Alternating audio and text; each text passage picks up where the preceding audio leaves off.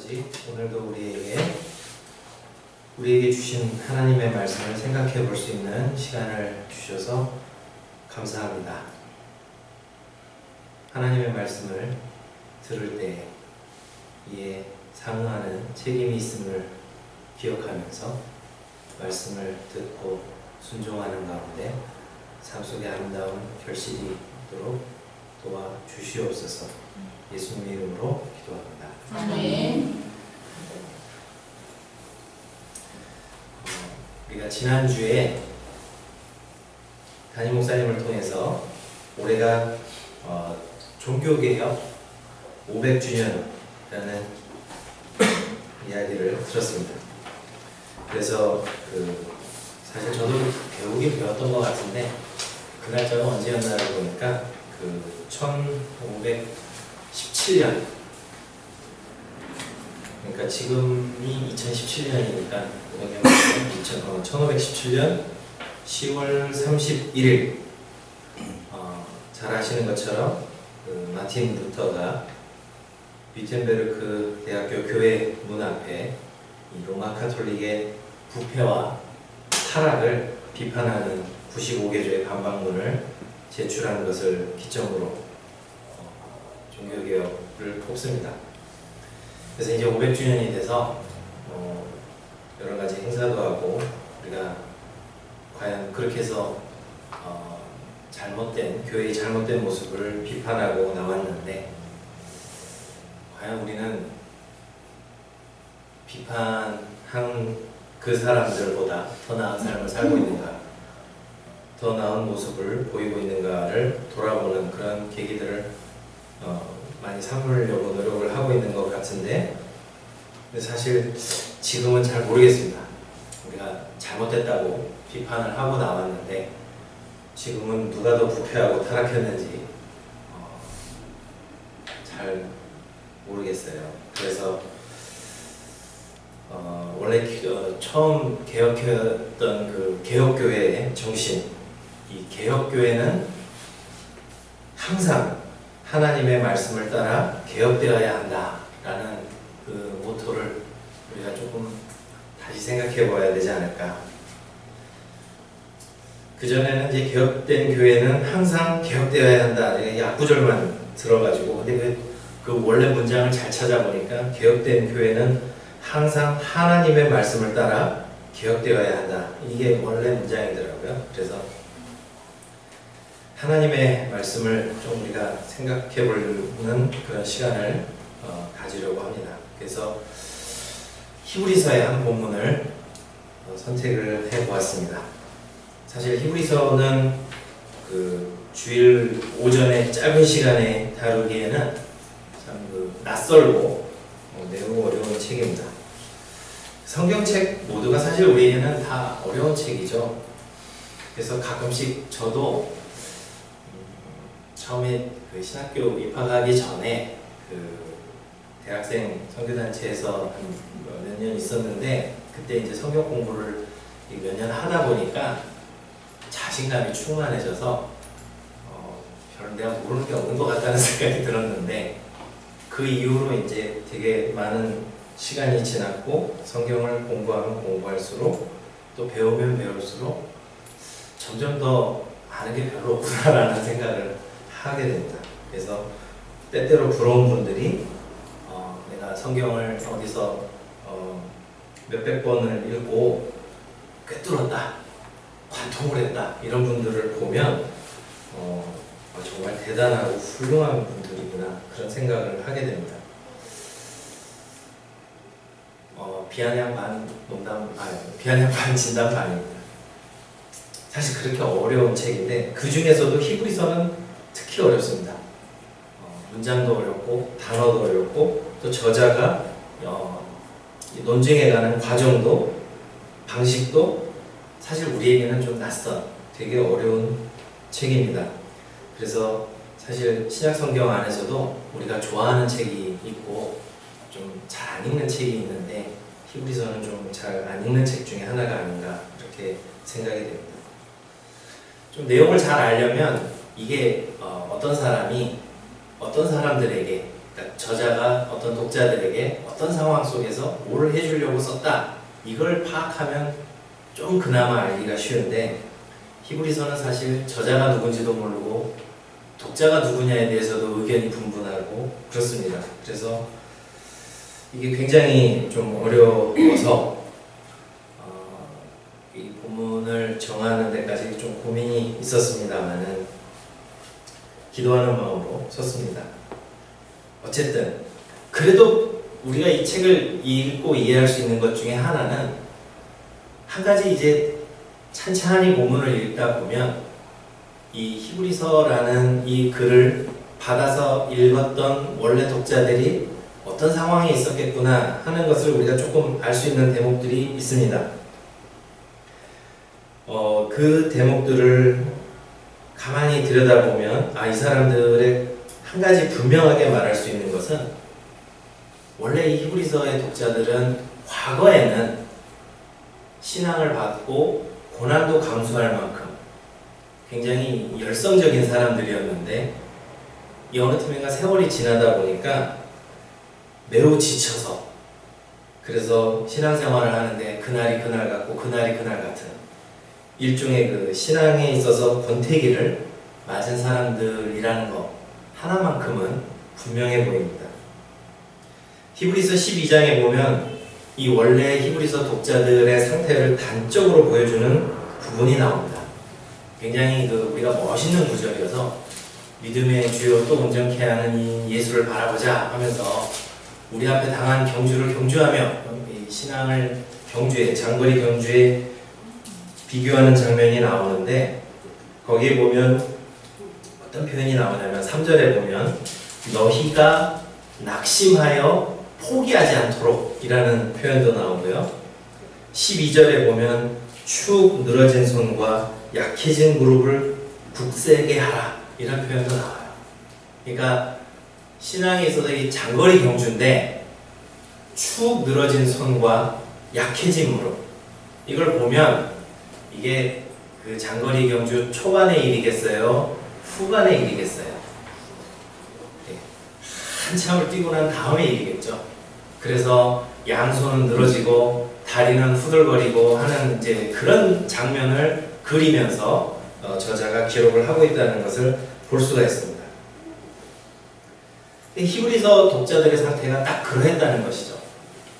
그러니까 마라톤 경주도 처음에 땅 하고 출발할 때는 막 사람들이 밝게 웃으면서 막 수많은 사람들이 와 하고 뛰어가는데, 나중에 그 경기를 우리는 집에서 다 중계도 잘 안 보지만 하여튼 끝 후반부에 누가 이기고 있나 하고 잠깐 이제 한 1시간 넘어서 1시간 반쯤 넘어서 이렇게 틀어보면 그 처음에 출발하던 그 수많은 사람들은 다 어디로 가고 앞에서 이제 몇 명이 헐떡헐떡하고 뛰고 있는데 보면은 정말 안쓰러워서, 야, 나 저거 도전도 해서는 안 되겠다라는 느낌이 들 정도로, 그래서 정말 악으로 깡으로 정신력으로 뛰고 있는 사람들을 우리가 보게 되는데, 지금 히브리서 독자들이 그런 상태라는 거죠.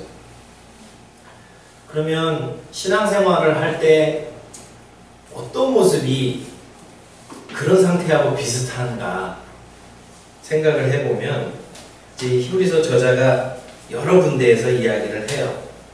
히브리서 2장 1절에서 4절을 보면 우선 그들이 받은 구원, 말씀에 대해서 등한시 여긴다라는 지적을 하고 있어요. 신앙생활을 하는데 이제 그들이 받은 구원에 대해서, 하나님의 말씀에 대해서 시큰둥한다는 거죠. 그 다음에 5장 11절에 보면 말씀에 대해서 듣는 것도 둔해지고, 뭐 설명을 해도 그냥 냉담한 마음으로 잘 못 알아듣고, 간혹 말씀에 대해서 관심을 갖는 사람이 없는 것은 아니지만 13장 9절에 보면 그들의 마음을 끄는 거짓 교훈에 이끌리기가 쉽고, 그러니까 평상적인 말씀에 대해서는 이제 좀 많이 들은 얘기인데 하고 되게 이제 재미가 없고, 뭔가 이게 좀 옆으로 새는 듯한 반짝거리는 거짓 교훈에 대해서는 이제 이건 신선하고 재밌는데 하면서 듣는다는 거죠. 그게 이제 어떤 모습과 같냐면, 장거리 경주에서 손은 축 늘어지고 무릎은 후들거릴 때 우리 신앙생활이 그런 처지에 떨어질 때의 모습이 그런 모습이라는 것입니다. 말씀에 대해서 흥미가 사라지니까 모이는 것도 시큰둥해졌습니다. 그래서 10장 23절에서 25절에 보면 모임에 대해서 시큰둥해진 것에 대해서 경고를 하고 있습니다. 모여도 억지로 또 모아놨더니만 모여도 그 가운데서 찬양과 감사와 봉사가 있는 것이 아니라 섬김이 있는 것이 아니라 다툼, 또 공동체에 도움이 안 되는 문제를 일으키는 사람들, 쓴뿌리가 일어났다고 이야기를 합니다. 그것은 제 12장 15절에 나오죠. 잘 해오던 순종과 선행의 모습도 사그라들고 있었습니다. 13장 1절에서 3절에 보면 열심히 해오던 선행 순종도 이제 이만하면 나도 졸업할 때가 되지 않았나 하면서 점점 사그라들고 있었다는 것이죠. 그 가운데에서 윤리적인 타락도 등장을 한 것을 우리는 12장 16절, 13장 4절의 말씀을 통해서 알 수가 있습니다. 그러니까 점점 말씀에 대해서는 귀를 닫게 되고 들어도 좀 뭔가 이렇게 관심을 끄는 새로운 이야기, 그러다 보니 약간 엇나간 이야기에 좀 더 관심을 갖게 되고, 그 다음에 모이는 것도 재미가 없고 모여도 싸움이 나고, 그 다음에 하는 것도 안 하고, 그 와중에 이제 윤리적인 타락도, 교회를 깜짝 놀라게 할 윤리적인 타락도 일어나고, 그러다 보니 보이지 않는 하나님보다 눈에 보이는 것을 더 사랑하게 돼서 그 결정판이 뭐냐면 13장 6절에 보면 돈을 사랑하는 모습으로 나타났다는 것이죠. 그러니까 전날에 정말 예수 믿음으로 인해서 고난당하는 것도 기꺼이 감내하던 사람들도 어느 틈에가 한참 이 신앙의 경주를 달려오다 보면 이런 모습으로 추락할 수 있다라는 것을 보여주는 것이 이 히브리서라는 책입니다. 그래서 가끔은 저도 간증하는 것에 대해서, 간증이 나쁜 것은 아닌데 간증하는 것에 대해서도 조금 생각을 해보게 됩니다. 대부분 내가 처음 예수님을 만났을 때, 내가 처음 신앙생활을 하게 됐을 때 하나님의 은혜에 대해서 감격해서 간증하시는 분들이 많이 있어요. 근데 한결같이 듣다 보면 간증이 다 꼭 그렇다는 것은 아니지만 과거의 그 화려했던 간증은 어디로 가고 현재의 모습은 별로 없는 경우가 많아요. 그래서 교회를 다녀도 우리가 이 옛날 이야기는 많이 하는데 요즘 이야기는 별로 없는 경우가 많죠. 내가 왕년에 예수를 처음 믿고 감격에 넘쳐서 모두 했는데, 근데 이제 지금은 내가 좀 그래 이런 그냥 흐지부지 끝나는 경우가 많이 있습니다. 해 안에 새 것은 없다고 우리보다 훨씬 앞서서 신앙생활을 했던 이 히브리서의 독자들도 똑같은 과정을 겪어왔던 것 같습니다. 히브리서는 바로 이런 사람들을 위한 책이었습니다. 제가 서두에 말씀드린 이 히브리서 수신자들의 상태를 듣고 뭔가 나랑 비슷한데? 라고 한다면 사실 이 말씀은 우리를 위한 말씀이기도 합니다. 히브리서 저자는 지금까지 예수님을 잘 믿고 달려가다가 지쳐가지고 이 양손은 늘어지고 무릎은 후들거려서 당장이라도 이 경주를 그만둘 것 같은 이 위태위태한 신자들의 모습, 이 사람들을 권면함에 있어서 먼저 진단을 내리는데, 이 사람들의 모습을 가만히 보면 이 사람들 역시 해 안에 새 것은 없다고 과거의 어떤 사람들과 너무 비슷하다고 이야기를 하고 있습니다. 바로 그 사람들이 누구냐면 과거 출애굽 당시에 하나님의 멋진 기적을 경험하고 홍해가 갈라지는 기적을 경험하고 가나안을 향해서 광야길을 걸어가던 옛 하나님의 백성들의 모습과 여러모로 닮았다. 그 이야기를 하고 있습니다. 근데 그 사람들이 어떻게 되냐면 3장 17절에 보니까 가나안으로 들어가지 못하고, 원래 이집트에서 나왔을 때 목적은 가나안으로 가는 거였는데 거기에는 들어가 보지도 못하고 광야에서 그 시체가 엎드러졌다라고 표현을 해요. 좀 더 우리 생생한 표현으로 바꾼다면 꼬꾸라졌다는 거죠. 그 사람들과 뭔가 지금 현재 히브리서 수신자들의 모습이 비슷하지 않냐? 이 이야기를 3장 7절에서 4장 11절까지 다루고 있습니다. 그리고 나서 그 결론적으로 그 이야기를 마무리하면서 오늘 본문 4장 12절 13절을 이야기하고 있는 것이죠. 우리말 성경이 사실 많은 분들의 수고가 담긴 정말 훌륭한 번역이지만 그 몇 가지 아쉬운 특징이 있는데, 그 중에 하나는 접속사를 많이 생략을 해요. 그래서 뭐 왜냐하면, 그래서 뭐 이런 것들을 이게 너무 반복이 되니까 이 번역자 입장에서는 좀 깔끔한 번역을 원하잖아요. 그래서 좀 많이 생략을 해버려서 그 결과 이게 앞뒤에 연결이 잘 안 되는 단점이 조금 있어요. 그렇다고 우리말 성경 번역 전체를 싫어하시면 안 됩니다. 굉장히 훌륭한 번역인데 이제 그런 아쉬운 점이 조금 있다. 그래서 한 가지 후유증은 뭐냐면 우리가 끊어읽기의 달인이 됐다라는 거.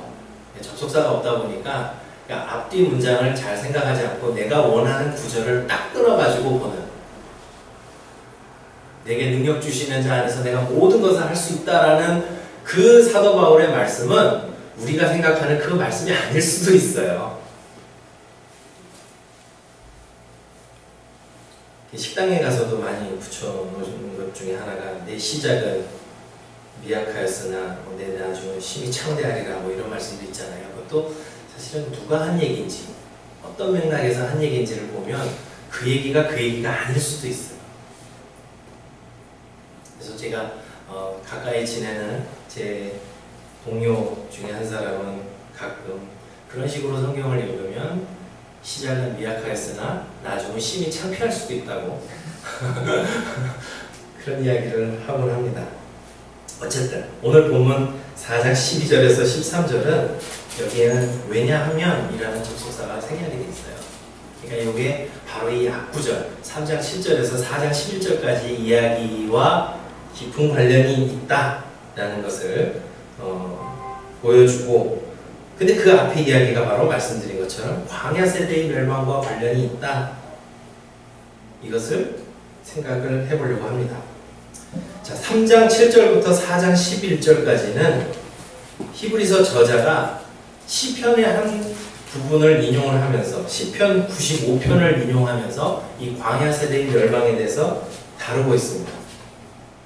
말씀드린 것처럼 출애굽은 했지만 하나님의 놀라운 기적을 많이 경험했지만 완고한 마음으로 하나님을 하나님께 거역하다가 가나안으로 안식으로 들어가지 못했다 하는 것이 3장 7절부터 4장 11절까지 내용입니다.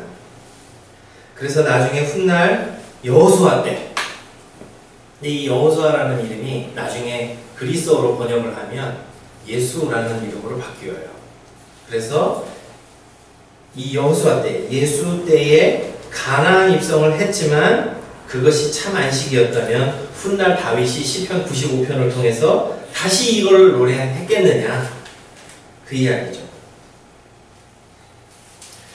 하나 히브리서 저자가 되게 재미있게 표현하는 것 중에 하나가 뭐냐면 그 의도적으로 여호수아라는 이름을 헬라어로 예수라는 이름으로 대체하면서, 이 광야 세대의 지도자가 원래는 모세잖아요. 근데 이제 그 모세라는 언급은 3장 7절 이후로는 안 나오고 그 앞에 나오죠. 모세는 다른 이야기로 나오면서 마치 이 광야 세대의 지도자가 여호수아인 것처럼 소개를 하면서 뭔가 오늘 우리 히브리서 독자들하고 비슷하게 연결을 하고 있는 거죠. 그래서 이 광야 세대, 멸망한 세대와 히브리서 독자들과 뭔가 많이 비슷하고, 또 이것은 오늘 이 본문을 읽고 있는 우리와도 많이 비슷하다라는 것을 이렇게 연결을 해주고 있습니다. 그래서 혹시 무슨 이야기인가 하실까봐 제가 표로 한번 정리를 했는데 화면을 하나 넘겨주시면 잘 보이시죠? 그러니까 광야 백성 때, 출애굽을 한 광야 백성 때 보면 지도자도 예수였고, 히브리서 독자 혹은 우리도 현재 우리의 지도자도 누구겠어요? 예수님이라는. 그러니까 지도자도 동일하고, 또 그들의 정체성, 하나님의 백성이라는 정체성이 어디서 시작됐냐? 광야 백성도 출애굽에서, 우리도 예수 믿음으로 구원 얻으면서 뭔가 비슷하고, 그럼 현재 우리는 어디에 있느냐라고 했을 때 광야 세대는 이집트에서는 나왔지만 참 안식에는 가나안 땅에는 들어가지 못한 광야에서 살고 있는 삶이고, 우리도 역시 꼭 물리적으로 광야는 아니라 할지라도 굉장히 힘겨운 신앙의 달리기를 하고 있는 그 여정 중에 있다. 그리고 목표는 둘 다 가나안으로 대표되는 안식, 하나님 나라. 아직까지 우리는 최종 목적지에는 도달하지 못했고 열심히 달려가고 있는 중이다. 이것이 광야 세대와 히브리서 독자가 비슷하고, 가만히 보면 이것도 우리의 이야기하고도 비슷하다라는 것이죠. 그래서 이 시편 95편을 우리가 조금 더 깊이 생각해 볼 필요가 있습니다. 시편 95편은 어떻게 보면 요약적으로 제시된 이야기고, 원래 이 시편 95편의 이야기가 배경으로 하고 있는 구약 성경은 어디냐면 민수기 13장 14장이죠. 왜 과거 광야 세대가 광야에서 가나안 땅을 들어가지 못하고 광야에서 그 시체가 엎드러지게 되었는가, 꼬꾸라지게 되었는가, 그 결정적인 사건을 기록하고 있는 것이 민수기 13장입니다. 13장 14장이에요. 어떤 이야기냐면, 사실 민수기 13장 14장 하니까 지금 당황하셔서 그렇지 내용은 다 알고 계신 얘기예요. 가나안 입성에 앞서서 하나님께서 모세에게 말씀하십니다. 각 지파별로 사람을 뽑아서 가나안 땅을 정탐하게 하시죠. 그래서 각 지파별로 지휘관 된 사람들이 정탐꾼으로 가게 됐는데, 그 중에 우리가 두 사람은 알고 있어요. 누구죠? 제가 다 알고 있는 이야기라고 말씀드렸잖아요. 여호수아와 갈렙이 있었죠. 그래서 40일 동안 정탐을 마치고 돌아와서 보고를 하는데, 그 결과가 어떻게 됐는지도 잘 아시죠? 10대 2로 갈라집니다. 의견이 어떻게 갈라졌냐면, 다 동의한 부분은 있어요. 그 땅이 다 좋다, 이건 다 동의했어요. 그 땅 참 좋아, 정말 좋아. 그런데 거기 사는 사람들이 너무 무서워. 그 원주민이 강하고 성읍이 견고한데, 심지어 거기에는 과거에 그 거인족들, 후손들, 안악자손들이 있어서, 그래서 우리가 그들 앞에 서면 우리는 먹잇감밖에 안 될 거야. 우리가 지금 개혁 개정판을 쓰고 있는데, 이 예전 번역이 개혁 한글판이죠. 개혁 한글판에는 뭐라 하냐면 우리는 메뚜기다, 이렇게 이야기를 해요. 그랬더니 두 사람, 10대 2로 의견이 갈라진 이 두 사람은 아니다, 하나님이 우리와 함께 계시는데 저들은 그야말로 저들이 우리의 먹잇감이다 하면서, 개혁 한글판 메뚜기는 똑같군요. 이 사람들의 말이 다르죠. 개혁 한글판에는 뭐라고 되어 있냐면, 저들은 우리의 밥이라 이렇게 해서, 10명은 우리가 저들 앞에 메뚜기고 2명은 저들이 우리의 밥이고, 그래서 쉽게 나누면 메뚜기파와 밥파로 나눠주죠. 그래서 메뚜기파 10명, 밥파 2명, 이렇게 나눠지는 것을 볼 수가 있어요. 근데 문제는 다수가 누구를 따라가죠? 메뚜기파를 따라가죠. 그래서 14장 초두에 보면 하나님께서 우리를 끌어내셔가지고 저 싸움 잘하는 장대한 사람들한테 저들의 칼에 우리를 맞아 죽게 하시려고 우리를 불러내셨는가. 민수기 14장 초반부에 이 칼 얘기가 나와요. 저들의 칼에 우리를 죽이려고 하셨는가. 이 하나님께서 너무 화가 나셨나 봐요. 그래서 이제 니네 못 들어간다, 그 이야기가 이제 14장에 나오는데 얼마나 하나님께서 작심하고 말씀하셨는지 이 이야기가 반복돼서 나와요. 이 화면 한번 14장 찾아보실까봐 요약해서 화면을 만들어 왔습니다. 하나님께서 작심하고 이야기를 하세요. 맹세하노니 땅을 보지 못할 것이다. 너희 시체가 이 광야에 엎드러질 것이다. 한 번만 말씀하셔도 섬뜩한데 결단코 들어가지 못하리라. 30절 너희 시체는 이 광야에서 엎드러질 것이고 그래서 그 시체가 광야에서 소멸되기까지 너희의 자녀들은 광야에서 방황하는 자가 되리라. 그리고 마지막에 종지부를 찍으시죠. 그들이 이 광야에서 소멸되어 거기서 죽으리라. 작심하고 이렇게 2번, 3번 거듭하게 해서 말씀하실 때 이제 끝났다는 얘기죠.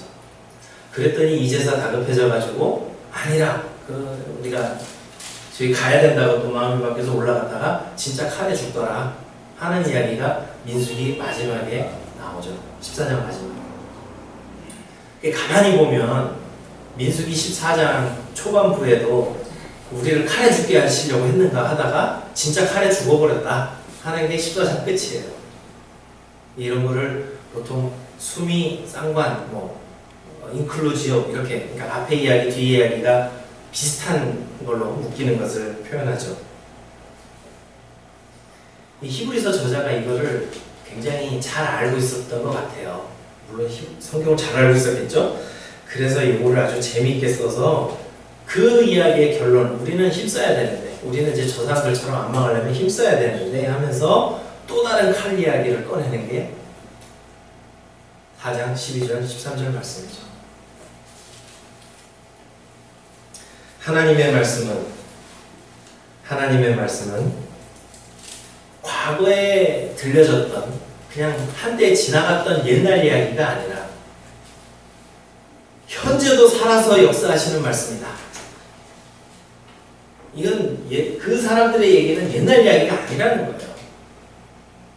그것이 다윗 세대도 반복이 돼서 다윗이 노래하고 지금 히브리서 저자도 인용하는 것처럼 하나님은 동일하게 살아계신 하나님이시고 신앙의 여정은 비슷하고 그러기에 하나님의 말씀은 과거에 지나간 그 얘기가 아니고 지금도 우리에게 역사하시는 우리에게 꼭 필요한 동일한 말씀이다.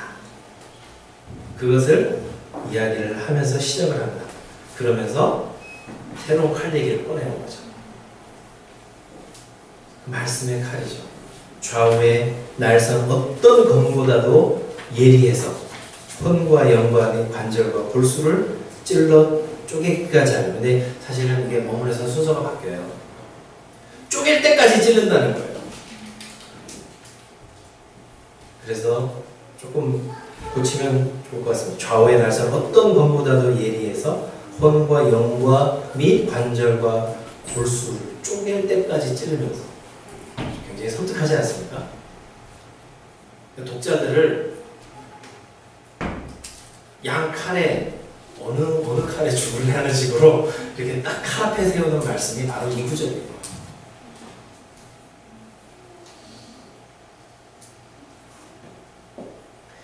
이게 가만히 보면 히브리서 저자가 이 염두에 뒀던 그림이 있는 것 같아요. 혼과 영과 관절과 골수를 찔러 쪼갠다. 이게 사실 혼과 영을 어떻게 쪼개겠습니까? 근데 여기에서 약간 나오는 그림이 뭐냐면 구약의 제사를 드릴 때 이 희생제물에 그 각을 뜨고 껍질을 벗기고 내장을 갈라내고 하는 그 제사의식에서 나온 그림이 아닌가 하는 생각이 살짝 들어요. 하여튼 그만큼 샅샅이 분해한다는 거죠. 그래서 부정한 것은 그러니까 하나님 앞에 드릴 것은 드리고 태울 것은 태우고 하는, 그래서 이 나누는 그림이 여기에 반영이 되어 있다고 생각을 합니다. 어쨌든 하나님께서 그만큼 말씀을 통해서 샅샅이. 근데 여기서 어떤 분들은 사람이 영과 혼과 육으로 되어 있냐, 3분설, 이거는 사실 히브리서 저자가 마음에 두고 있는 그림이 아니에요. 가장 핵심은 어디에 있냐면 마지막에 또 마음의 생각과 뜻을 판단하신다. 마음의 생각과 뜻, 이것은 사실 이 생각의 결정과 마음의 의도를 굉장히 우리말로 아름답게 줄이느라고 이렇게 됐는데, 이게 두 개가 사실 약간 나눠져 있어요. 한 마지막에 최종적인 생각의 결정과 마음의 의도를 판단하신다라는 거예요. 결정은 최종적인 거고 의도는 시작이죠. 그러니까 우리 마음의 시작과 끝을 다 알고 판단하신다는 거예요. 어떤 마음으로 시작했는지, 어떻게 결정을 내리게 됐는지 하나님은 다 아신다는 것입니다. 이걸 다 샅샅이 분해할 때까지, 다 쪼갤 때까지 어떻게 하신다고요? 칼끝을 대신다는 거예요. 찌르신다. 이게 굉장히 섬뜩한 구절 아닙니까?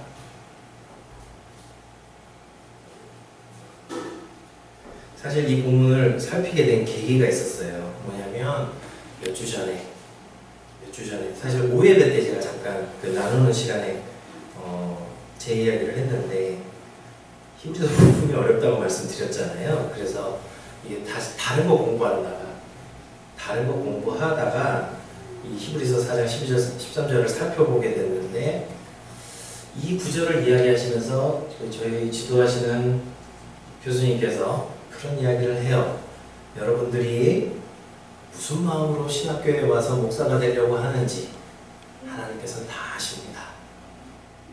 칼을 대고 계십니다. 그 얘기를 하는데 정말 섬뜩했어요. 왜냐하면 우리가 뭔가 좋은 일을 한다고 하면서, 바른 일을 한다고 하면서도 이렇게 포장해서 할 때가 되게 많거든요. 뭐 신학생들만 그러겠습니까? 모든 그리스도인들이 다 이것은 주님을 위해서 하고, 다 이거는 내 성장을 위해서 하고 라고 포장을 해서 이야기를 하지만 아닌 경우도 있다는 거예요. 그 밑에 내 욕심을 감춘 채, 내 다른 뜻을 감춘 채 진행해 갈 수도 있다는 것입니다. 그리고 그게 좌절되면 분노하는 거죠. 그리고 낙담하고, 나는 주님을 위해서 좋은 뜻으로 했는데, 그러나 하나님은 그렇게 허락하신 분이 아니라는 것을 오늘 본문은 이야기를 해줍니다. 하나님은 우리 생각의 의도, 결정 다 지켜보고 아시고 그것을 드러낼 때까지 찌르신다는 것이죠. 말씀으로. 그래서 그 결과 어떻게 되냐면 13절, 지으신 것이 하나도 그 앞에 나타나지 않음이 없고 모든 피조물이 다 하나님 앞에 다 드러난다는 것입니다. 그리고 마지막에는 어떻게 돼요? 우리가 그분 앞에 벌거벗겨지고, 그 다음에 이것도 다 하나로 묶어버렸는데, 만물이 벌거벗은 것 같이 드러난다 했는데, 이 드러난다는 표현도 되게 슬픈 표현이에요. 뭐냐면 이게 성경에 딱 한 번밖에 안 썼어요, 이 단어가. 근데 이게 그 고대 그리스에서 레슬링 경기에 쓰던 단어예요.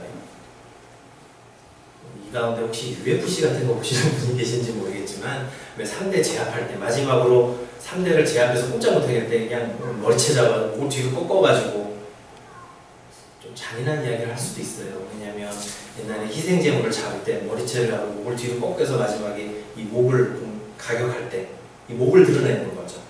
상대를 완전 제압할 때. 순수하신 분들에게 제가 쓸데없는 이야기를 할 것 같습니다.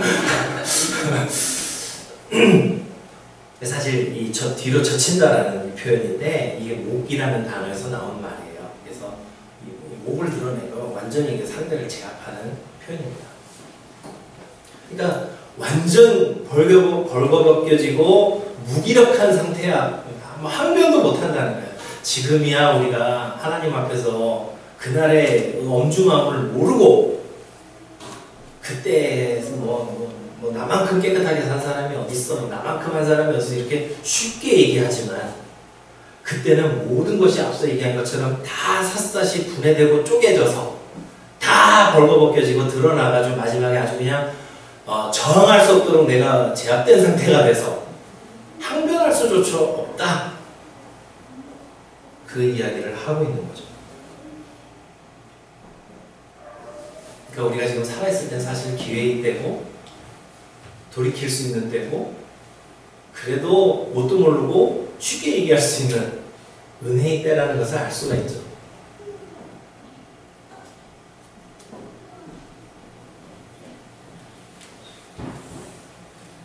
그리고 나서 원래 그 13절의 마지막 문장은 조금 고쳐져야 될 게 우리의 결산을 받으실 이의 눈앞에 만물이 벌거벗은 것 같이 드러난다 이렇게 돼 있는데 저 부분이 뒤로 가요. 그러니까 지으신 것이 하나도 그 앞에 나타나지 않음이 없고 만물이 모든 것이 벌거벗은 것 같이 드러나는데 마지막 문장 그분을 향해 우리가 결산할 게 있습니다. 원래 문장이 그렇게 끝나요. 그러니까 하나님은 이런 분이시고 하나님의 말씀이 이런 역할을 하는데 마지막에 굉장히 도전적인 이야기로 끝이 나버립니다. 그분을 향해서 우리가 결산할 게 있습니다. 우리말도 똑같은 현상이 있는데 한 단어가 두 가지 뜻을 나타낼 때가 있어요. 뭐냐면 눈 하면 이게 보는 시각 보는 기관을 가리킬 때도 있지만 하늘에서 내리는 눈을 가리킬 수 있잖아요. 그런데 이 결산한다라는 저 표현이 원래 하나님의 말씀할 때 그 말씀하고 같은 단어예요. 잘 아시는 단어이기 때문에 그냥 소개해드려도 괜찮은데 로고스라는 단어가 보통 우리가 말씀으로 번역을 많이 하는데 그 중에는 계산서의 뜻도 있어요. 의문 같은데 뜻이 좀 다른 거죠. 그러니까 밥을 먹으면 앞에 이렇게 밀지 주잖아요. 계산서 주잖아요. 그런 것처럼 하나님의 말씀은 다 이런데 그런데 우리가 그분 앞에서 이런 계산서가 날라옵니다 라는 얘기예요.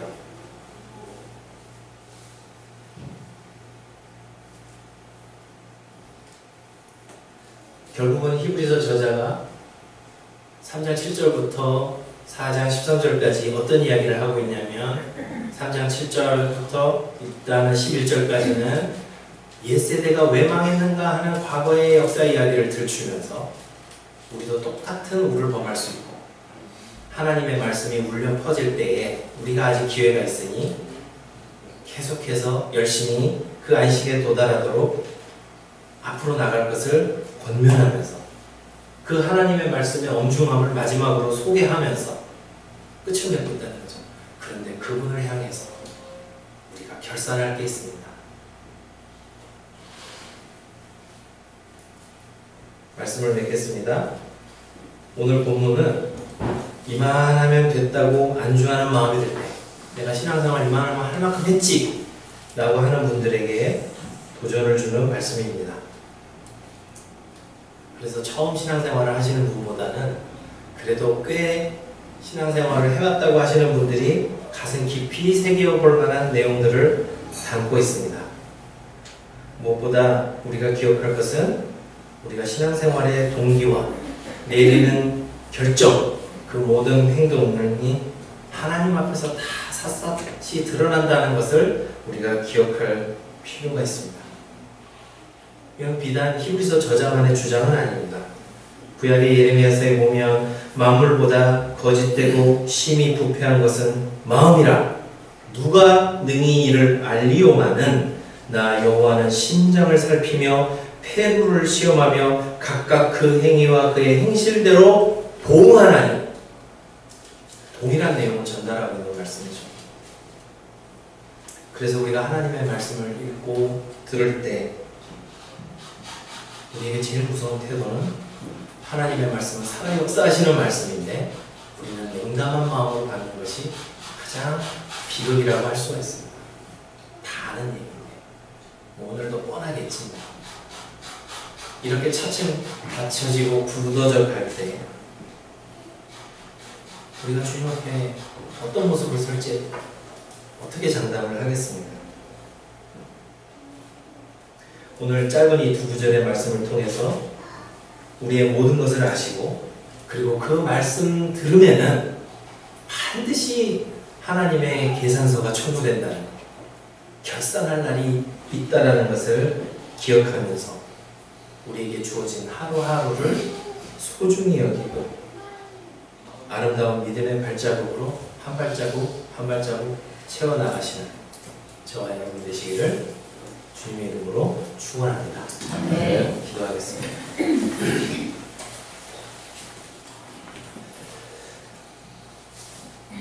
하나님 아버지, 참 두렵습니다. 우리가 하나님께서 우리를 위해서 이루신 구원을 너무 쉽고 가볍게 생각할 때가 많은 것 같습니다. 하나님의 말씀을 따라 산다는 것을 너무 가볍게 생각할 때가 많은 것 같습니다. 우리의 마음을 일깨워 주시고 정말 우리가 주님 앞에 설 것을 기억하면서 우리의 삶을 아름답게 수놓아 갈 수 있는 믿음을 허락하여 주시옵소서. 예수님의 이름으로 기도합니다. 아멘.